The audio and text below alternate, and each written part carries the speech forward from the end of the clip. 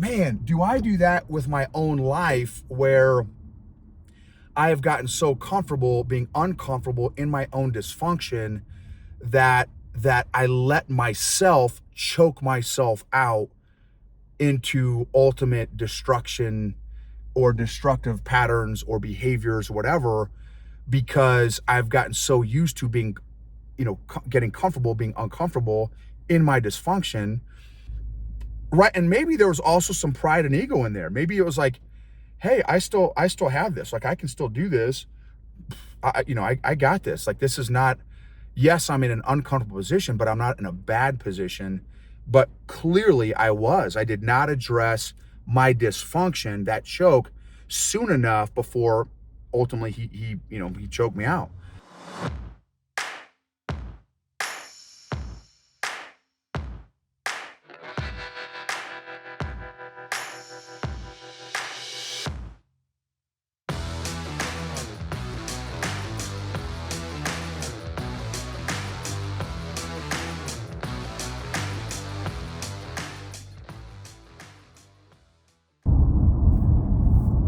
EQ gangsters, what's up?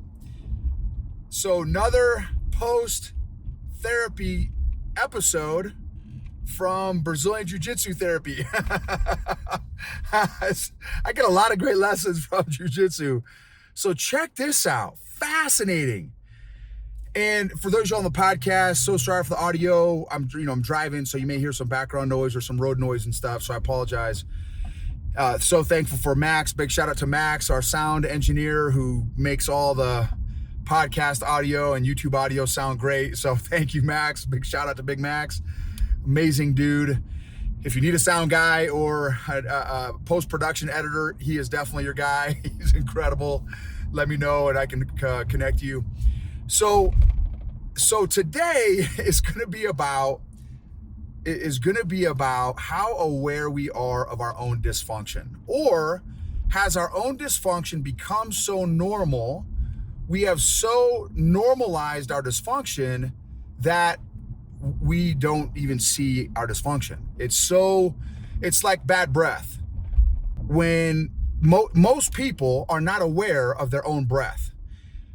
And there's a whole, I've read some articles on that, like it's, after 5 seconds or 10 seconds, the olfactory senses in our brains, which is the smell, our smell senses get accustomed, they get used to the smell. And so that's why you have people walking around with, serious halitosis, serious bad breath, because they're used to their own bad breath. So for them, it doesn't smell bad. And so do you have bad breath operating somewhere in your life? Do you have bad breath operating in dysfunction in your relationships, in your marriage, in your parenting, in how you respond and how you handle conflict and how you develop leaders? And maybe a question is, where is your dysfunction? That might even be a better question, because sometimes we can fool ourselves. Oh no, but man, I'm not dysfunctional. I'm fine, man. I can operate, super fine, and I've got no issues. It's like the functioning alcoholic.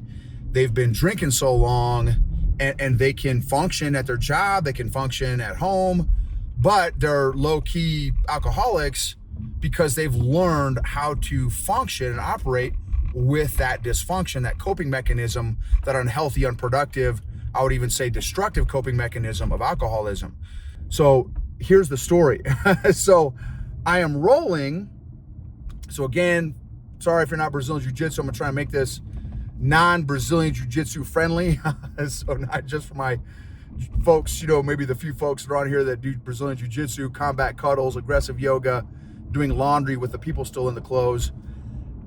So when you roll with somebody, right, it's a kind of grappling match. And so me and this guy who's a super dude, I'll just use his first name. His name's Eric. Great guy. He's a blue-white belt. So it's like in between white belt and blue belt. He's a blue-white belt. He's been rolling for a year or two, couple years. My size, he's a big dude. I think he's maybe even taller than me by an inch or two. Same kind of frame. I think he's way stronger than me. He at least feels way stronger than me.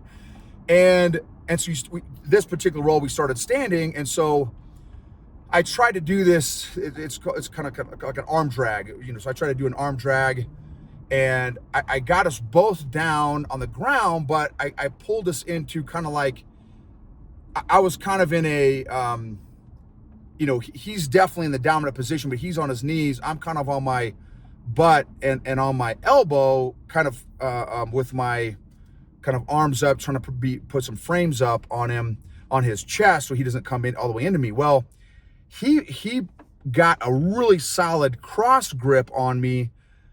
So again, just bear with me, non-jiu-jitsu people. He got a real good grip on my collar of my big giant thick pajamas, right? Our gi, and then it's called a cross collar choke. So he got one cross grip in, cross collar grip in, and then I'm still fighting with frames, right? I don't want him to come on top of me. I'm distracted by not wanting his pressure on me, his weight on me.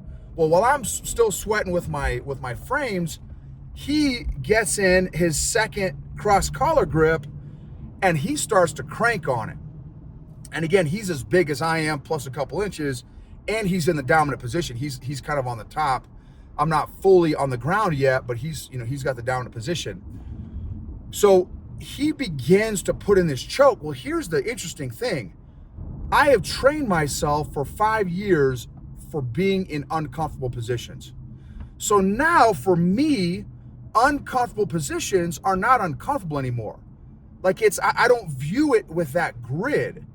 So he had this cross collar choke in, and I'm like, okay, I still have time to work out of this. I still, okay, I need to address this, this one arm. Let me push up on his elbow. Let me get, I was trying to, do my little defense while still addressing my frame so he doesn't put all his weight on me and put his whole body weight on this cross collar choke. Well, evidently, so here's the interesting dynamic. So as, he's kind of forcing us back on my back, he's starting to come on top of me. He's still cranking on this great cross collar grip that he's got on, this cross collar choke he's got on. And I am still, one hand is working on my frame to protect me from him coming on top of me. And my left hand is trying to address the choke. Because again, 5 years I put myself in uncomfortable positions so that I can get comfortable being uncomfortable. Well, today it backfired because while I was thinking, okay, yes, I'm in a choke, not a big deal. I still have time, still got to address my frame, still got to address about that time, that amount of time, like I'm in the tunnel. I call it being in the tunnel. I am in the tunnel of going sleepy time. I call it sleepy time, nap time, right?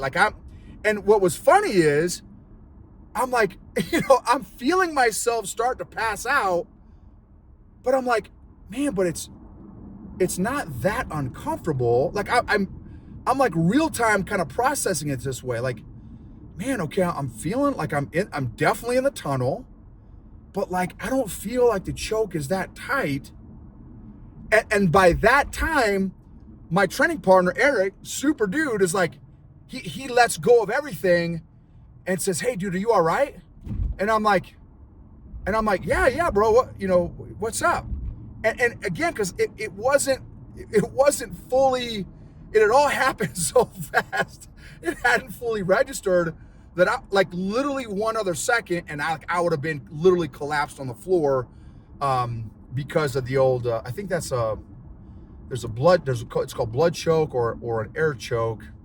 And I think that one's a blood choke, if I'm not mistaken. I don't know. You big baller jiu-jitsu guys know all that stuff. But anyway, it was awesome. And so it just made me think, man, do I do that with my own life where I have gotten so comfortable being uncomfortable in my own dysfunction that I let myself choke myself out into ultimate destruction or destructive patterns or behaviors or whatever, because I've gotten so used to being, getting comfortable, being uncomfortable in my dysfunction. Right. And maybe there was also some pride and ego in there. Maybe it was like, hey, I still have this. Like, I can still do this. I got this. Like, this is not, yes, I'm in an uncomfortable position, but I'm not in a bad position. But clearly I did not address my dysfunction, that choke, soon enough before ultimately he choked me out. And it was great. And I asked him, I'm like, hey man, what signs did you see? Like, why did you stop? Like, he completely let go of the choke. And because again, I was still semi-conscious, like just a little bit. But again, I was very deep into the tunnel, but I was still kind of semi-aware, having that conversation with myself. And he's like, dude, the look on your face, bro, it just looked like you were like not there anymore. I'm like, well, that's probably good, because I still had a couple brain cells left, but dude, I was definitely, I'm like, you let go at the right time, because one more second, dude, I would have been Dunzini. So that's the thing, is how can you, how is your self-awareness, how is your social awareness such that, you don't get to a spot in your life where your dysfunction becomes normalized. Like, in terms of like, you accept it for yourself. Like, this is a good concept. What about this? Like, I know me, like, we need to set up boundaries for our own dysfunction. A lot of times we think about, well, man, I need to have a boundary for, if someone mistreats me, if a friend mistreats me, or an enemy mistreats me, or a customer mistreats me, or my daughter mistreats me, or my spouse mistreats me. I need to have those kind of boundaries, personal and professional boundaries. Well, I would argue that we need to have our own boundaries for ourselves, so that if and when our dysfunction reaches a certain point in our life, like, we're like, okay, this is enough. This is it. I am not going to accept this behavior that I am doing, or this thought process, or this emotional trigger. I'm done. I'm done being controlled by my emotions. I'm done being hijacked. I'm done being controlled by my triggers and my emotions, and I am going to do something about it. I am going to set up boundaries. So that may be something to think about. So for me, what this is really causing me to do some reflection on is like, okay, because blood chokes happen very, very quickly. It's different than getting suffocated. Blood chokes can come on. In fact, when I was rolling my partner, she's a tall, super girl too, awesome lady. She's, I don't know, early 20s, super tall, 6'1" probably. And she's, been training for a couple years, 2 or 3 years, and senior white belt, probably getting ready for her blue belt sometime soon. And so she's got some really good technique. And we were drill partners today, and she put on the move of the day. It was just, I don't even know what the name of it is. It was like a cross between not even quite taking the back, but almost taking the back and doing an arm triangle. It was like a cross between an arm triangle and taking the back, but you don't fully make it all the way around to their back. Anyway, at least one time, maybe 2 times, she had that choke just right, that blood choke in just right, where when she was going over to finish the move, I was already going out. And so by the time she finished the move, I had, tapped and like flopped on the floor, and then kind of woke up real quickly. So, which is awesome, right? I mean, that's the beauty of jiu-jitsu, is that, that's the power, right?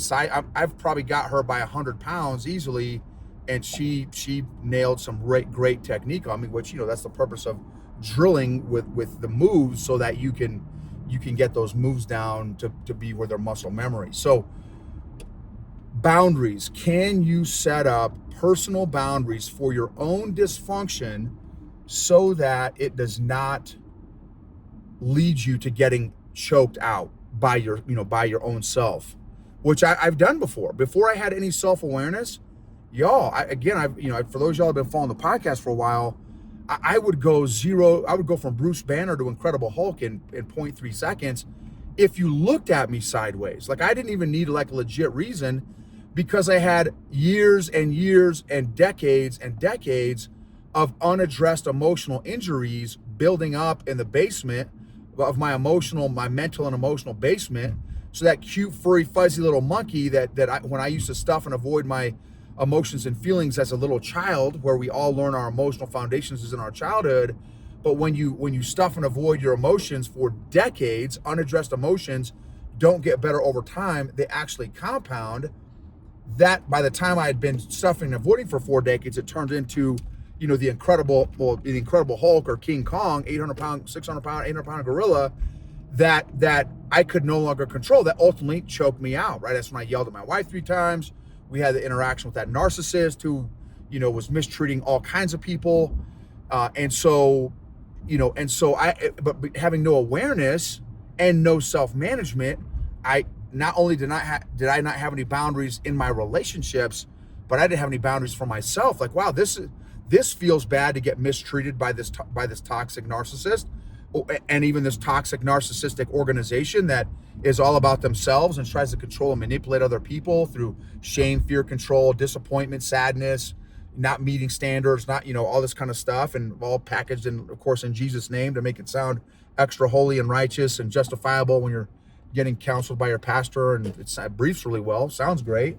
It sounds like a great organization, right? But I had no awareness and no boundaries to realize I was getting choked out. And again, I was just as guilty as the organization, because I'm letting them do that. Like, I'm a willing victim. And for those of you guys that followed me for a while, not only was I a willing complicit victim, but I was also abuser, because we were big cheeses in the organization. We spoke all over the world. We spoke on stage to thousands of people for 15 years. And so, again, not only was I a willing victim, but I was also a willing abuser. But again, obviously not aware of anything that was going on in myself or around me. I just had no self or social awareness, and correspondingly little to no self-management. And so I did not have any boundaries up. So that would be my challenge for you: is how aware are you of your own dysfunction, and how aware are you of your own dysfunction? And here's what I would do. So I've got this thing called 7 F's. Let me see if I can go through it: faith, family, finances, fitness, franchise or business, feelings and emotions, and there's one other one: faith, family, finances, fitness, franchise, feelings. I'm not thinking of the 7th F, but anyway, do it by that freedom and the nation. So freedom and the nation. So where are the dysfunctions in each of those 7 areas of your life? And then another question is, where are your boundaries in each of those 7 areas of your life? Do you have boundaries set up in each of those big rocks of life? Or do you not have any boundaries? Have you communicated those boundaries? Have you expressed those boundaries? And have you enforced those boundaries?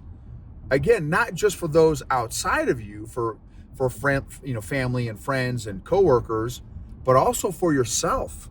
Do you have any boundaries that, okay, like say for example, one beer is all I'm doing. That's my boundary. It's one beer. Or it's one movie. I'm only going to do one Netflix show and that's it. Or I'm only going to handle, if someone pushes one of my buttons, I'm only going to give them one time, and then I'm going to address it. I'm going to bring it up, not inappropriately, right? Not unsafely, not threateningly, but in a safe, productive manner. Or anyway, so a boundary audit. I would encourage you guys to do a boundary audit. Again, not just external boundary audit, but internal boundary audit, and get to a place where you do not allow your dysfunction to become normal to you, so that you don't get choked out by your own hands, right? By your own dysfunction. So in my case, I got so comfortable in uncomfortable positions that I did not recognize, because I was being distracted by my frames, that, oh snap, I'm going out right now, I need to tap. And so, or I need to address this dysfunction, I need to address this choke a whole lot sooner than I did. And correspondingly, I went, almost basically went sleepy time, went nap time. So emotionally healthy leaders create emotionally healthy organizations and cultures, which create and maximize and optimize outcomes, performance, and results. Emotionally healthy people help heal other people emotionally. You are worth your friends, your family, your coworkers, your business is worth your emotional health and freedom and emotional fitness. So I would encourage you guys, begin and continue an intentional, consistent, regular, I would even argue daily, emotional fitness program. Just like we know physical fitness is important, spiritual fitness is important, emotional fitness is important as well. And your emotional fitness is so incredible. That's great. You know all about EQ. You can define it. You can describe it. You can maybe do an hour-long class on EQ. Are you applying it in your own life? And how are you applying it? How consistently are you applying it in your own life? Can people tell? Can people tell you're growing? Are you growing? How do you know you're growing? What are your metrics of that you're growing, right? Et cetera, et cetera, et cetera. You guys rock. Thank you for letting me be a part of the journey. Please take 15, 20 seconds. It would mean a ton if you would rate, review, subscribe, share the podcast, an episode, something like that you found meaningful or valuable. Would love to hear from you. Again, thank you for taking the time and being willing to do a quick 15, 20 second rate and review of the podcast. You guys rock. So thankful to be on this journey with you all.